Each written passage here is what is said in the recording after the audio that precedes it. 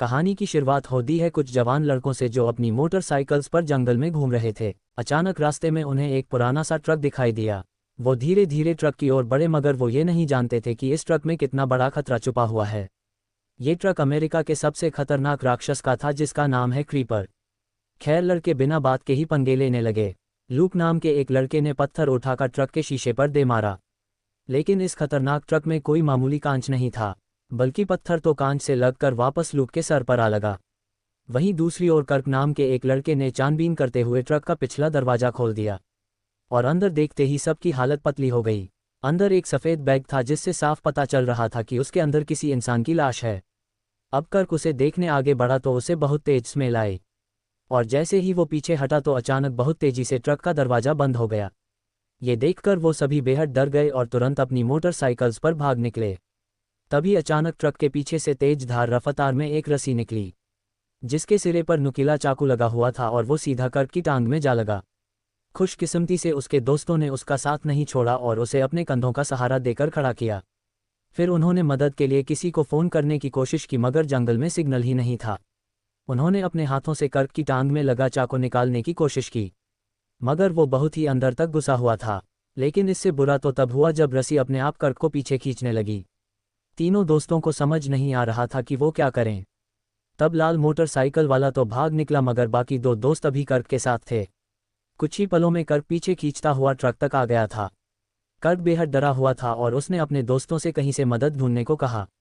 जैसे ही एक दोस्त ने फ़ोन बाहर निकाला तो अचानक ऊपर से कुछ आवाज़ आई और आसमान से एक लाश ज़मीन पर आ गिरी। इससे पहले वो कुछ कहते या करते एक विशाल राक्षस अपने पंख फड़फड़ाता हुआ ट्रक की छत पर आ खड़ा हुआ। उसे देखते ही बाकी दो दोस्त भी घबराकर भाग पड़े। इधर क्रीपर जमीन पर आया और ट्रक का पिछला दरवाजा खोला। फिर उसने अपना हाथ उठाया तो अचानक एक भला उसके हाथ में आ गया। क्रीपर ने भाग रहे लड़कों पर निशाना साधा और एक ही निशाने में भला दोनों के शरीर के आर पार हो गया। कुछ देर दर्द में करहाने के बाद उनकी मौत हो गई। इसके बाद क्रीपर ने अपना भला निकालकर वापस ट्रक में रखा और अपने अगले शिकार को ढूंढने की तैयारी करने लगा। पर तभी अचानक उसे तेज सुगंध आई जिससे वो समझ गया कि आसपास कोई और इंसान भी है। ये कर्क का चौथा दोस्त था जो पहले ही भाग निकला था। क्रीपर ने अपनी सूंघने की शक्ति से उसका पता लगाकर उसे भी मार गिराया। फिर हमें पता चलता है कि ये क्रीपर हर 23 साल बाद जागता है और पूरे 23 दिन के लिए वहशी दरिंदा बनकर इंसानों का शिकार करता है। खैर इसके थोड़ी देर बाद पुलिस को क्रीपर का ट्रक मिला तो उन्होंने पीछे का दरवाज़ा खुला जहां उन्हें कई सारी लाशें मिले। इस खटारा ट्रक में न जाने कितनों की गली सारी लाशें और कंकाल पड़े थे। इन्हें देखकर ऑफिसर्स का खून सूख गया। फिर एक ऑफिसर ने और छानबीन के लिए अंदर हाथ डाला और अचानक वही शिकंजा तेजी से आगे राज जिससे ऑफिसर की बाजू कट गई।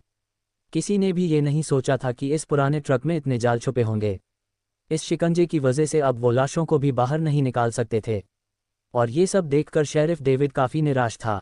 उसी समय और पुलिस की गाड़ियां वहां आई और तब हमें पता चला कि सरकार ने इस क्रीपर को पकड़ने के लिए एक खास स्क्वाड बनाया था और इस टीम का लीडर था कैप्टन डैन। इधर डैन और डेविड केस के बारे में बातचीत कर रहे थे और उधर बाकी ऑफिसर्स ट्रक का दरवाज़ा खोलने में लगे थे। तभी अचानक ट्रक से चाकू वाली रस्सी ने तेजी से हमला किया जिससे डैन मरते मरते बचा। इस खौफनाक मंजर को देखकर सब काफ़ी डर गए और अब किसी की भी उस ट्रक के पास जाने की हिम्मत नहीं हो रही थी। फिर थोड़ी देर बाद डेविड ने डैन को अकेले में ले जाकर बताया कि क्रीपर ने अब तक 3 ऑफिसर्स और कई आम लोगों की जान ले लिए। तभी कुछ ऑफिसर्स ने उन्हें खबर दी कि क्रीपर के ट्रक को टो कर लिया गया है। ये सुनकर डैन गुस्से से भर गया क्योंकि वो जानता था कि क्रीपर अपने ट्रक को किसी भी हालत में वापस हासिल करके रहेगा। इसका मतलब ये था कि टो ट्रक ड्राइवर की जान खतरे में थी। उन्होंने तुरंत ऑफिसर डेना और टो ट्रक ड्राइवर फ्रांक से बात की, पर तब तक क्रीपर अपनी कुल्हाड़ी लेकर ट्रक के पास आ पहुंचा था। उसने एक ही बार में जंजीरें तोड़ डाली तो फ्रैंक ने अचानक अपना ट्रक रोका। उन्होंने देखा कि क्रीपर का ट्रक छूटकर पीछे जा चुका था। डेना और फ्रांक ने पास जाकर देखा तो क्रीपर ट्रक के ऊपर खड़ा उन्हें घूर रहा था। डेना और फ्रांक ने पास जाकर देखा तो क्रीपर ट्रक के ऊपर खड़ा उन्हें घूर रहा था। तब उन्हें पता चला कि ये ट्रक अपने आप बिना किसी ड्राइवर के चल सकता था। अब क्रीपर को अपना ट्रक मिल गया था इसलिए वो उन्हें बिना नुकसान पहुंचाए हंसते हुए वहां से चला गया। डेना और फ्रांक को लगा कि उनकी जान बच गई, पर कुछ ही पलों में उन्होंने देखा कि क्रीपर का ट्रक वापस लौट आया था। इस वक्त फ्रांक हद से ज़्यादा डरा हुआ था और अब ट्रक थोड़ी दूर आकर रुक गया बगैर क्रीपर कहीं दिखाई नहीं दे रहा था। बगैर क्रीपर कहीं दिखाई नहीं दे रहा था। डेना और फ्रांक ने आसपास नज़र दौड़ाई तो अचानक क्रीपर हवा से फ्रांक के ऊपर कूद पड़ा। डेना ने तुरंत उस पर अपनी बंदूक दान दी, पर क्रीपर ने उसे देखकर इशारा किया, जिससे वो समझ गई कि इस बंदूक से क्रीपर का कुछ नहीं बिगड़ने वाला।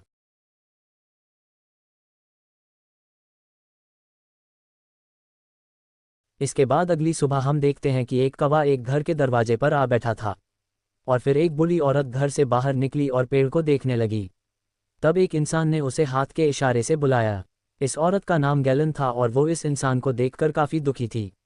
असल में ये कोई इंसान नहीं बल्कि उसके मर चुके बेटे केनी की आत्मा थी। असल में आज से 23 साल पहले जब क्रीपर आया था, तो केनी ने क्रीपर को एक आदमी को अगवा करते देख लिया था। केनी तुरंत अपनी गाड़ी से बाहर आकर उसे ढूंढने लगा, तो अचानक आसमान से एक कटा हुआ हाथ उसके सामने आ गिरा। ये किसी और का नहीं बल्कि क्रीपर का ही हाथ था, और वो कटने के बाद भी हिल डुल रहा था। अब केनी ने उसे उठाया और अपने साथ घर ले आया, और घर के सामने वाले पेड़ के नीचे उस हाथ को दफना दिया। अब 23 साल बाद क्रीपर फिर से लौटा था, और केनी ये जानता था कि वो अपना कटा हुआ हाथ लेने जरूर आएगा। केनी की आत्मा ने अपनी माँ को उसकी भतीजी ऑडिसन के साथ शहर छोड़ देने को कहा, नहीं तो वो क्रीपर का अगला शिकार होंगे। खैर अगले दिन ऑडिसन अपने घोड़े के लिए चारा लेने दुकान पर गई, मगर उनका पहले ही काफ़ी उधार बाकी था, इसलिए दुकानदार ने उसे चारा देने से इनकार कर दिया। अब एडिसन निराश होकर घर वापस जाने लगी तो दुकानदार के बेटे बड़ी को उस पर तरस आ गया। बड़ी काफ़ी समय पहले से एडिसन को पसंद करता था, इसलिए उसने खुद ही एडिसन की मदद करने का फैसला किया। वो अपने पिता की मंजूरी के बिना ही एडिसन के घोड़े के लिए काफ़ी सारा चारा ले आया। ये देखकर एडिसन थोड़ी शर्मिंदा हुई, पर उसने चारा ले लिया। उसने बड़ी से वादा किया कि वो जल्द ही उसके सारे पैसे लौटा देगी। इसके बाद बड़ी एडिसन के साथ तबेले में चारा रखवाने गया। रास्ते में एक खेत में उन्होंने कई घोड़ों को डर के मारे भागता देखा। तब बड़ी ने बाहर निकलकर देखा कि खेत का मालिक काफ़ी घबराया हुआ था। मजदूर एक टैंक के नीचे छुपे हुए थे। ऐसा लग रहा था मानो उन्होंने कोई खौफनाक मंजर देख लिया हो। फिर खेत के मालिक ने बड़ी को तुरंत पुलिस को फ़ोन करने को कहा। अब बड़ी अपनी गाड़ी में जाकर पुलिस को फ़ोन करने ही वाला था कि अचानक एक खून से सना आदमी उनकी खिड़की पर आ गया, जिससे वो दोनों चिल्ला पड़े। इससे पहले कि वो इस सदमे से बाहर आते, एक और काला साया उनके सर पर मंडराने लगा। ये कोई और नहीं बल्कि क्रीपर था, जो टैंक के नीचे छुपे मजदूरों को पकड़ने आया था। जब बड़ी और ऑडिसन ने टैंक के पलटने की आवाज़ सुनी, तो वो समझ गया कि क्रीपर उनके पीछे ही मौजूद है। उन्होंने देखा कि क्रीपर ने मजदूरों को छोड़ दिया। जब ऑडिसन और बड़ी ने फिर से वहां देखा, तो क्रीपर गायब हो चुका था। बड़ी ने तुरंत ट्रक स्टार्ट करके वहां से निकलने की सोची, मगर ट्रक तो स्टार्ट ही नहीं हो रहा था। तभी अचानक क्रीपर उनके सामने आ गया और अपनी आंखें बंद करके अपने आसपास मौजूद डर के भाव को महसूस करने लगा। क्रीपर को बड़ी से ज़्यादा एडिसन में दिलचस्पी थी। वह अचानक उड़कर एडिसन की तरफ आ गया और अपनी उंगली से ही खिड़की का खून साफ करने लगा। फिर वो एडिसन के शरीर की सुगंध ले रहा था, और जल्द ही वो समझ गया कि एडिसन ही उसका असली शिकार है। वो खुशी में चिल्ला उठा, जिससे खिड़की का कागज तक चकनाचूर हो गया। फिर उसने एक ही वार में खिड़की तोड़कर ट्रक को गिरा दिया और एडिसन को दबोच लिया। जब तक बड़ी को एहसास हुआ कि ये सब क्या हो रहा है, तब तक तो क्रीपर एडिसन को लेकर उड़ गया था।